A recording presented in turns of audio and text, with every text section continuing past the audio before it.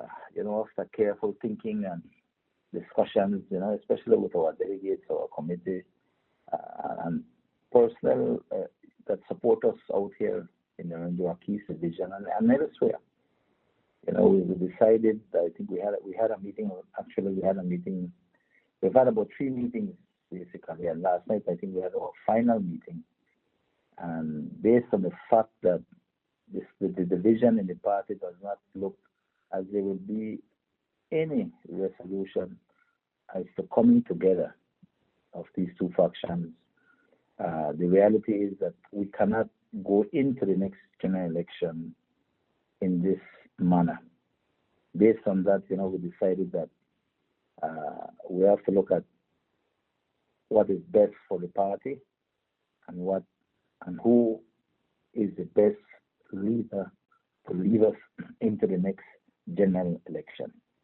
Based on these discussions that we've had, we unanimously supported the leadership of Tracy Panton, no?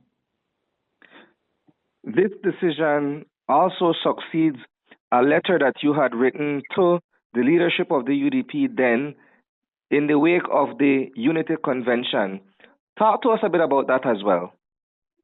Well, yeah, when I wrote that letter, it was like a last call seeking for this matter to be resolved, for us as a party to come together, because it's only in unity that we can move forward, in terms of being able to put a front, a good fight, and being able to be elected and to form government. If we're not united in our tough call, at this point in time, when I wrote that, that was like 2 weeks ago, I think, or 1 week ago.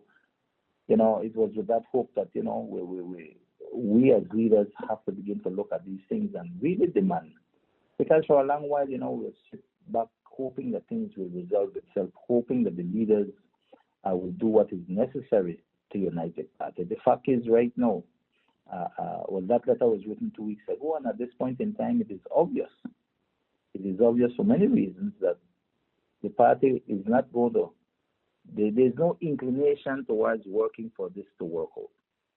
And at the end of the day, definitely, when I look at it and my committee looks at it in terms of our delegates, etc., we look at it and say, we can't go against the majority of the delegates. And I think the 28th of August showed us the amount of delegates that turned out for Tracy Panton.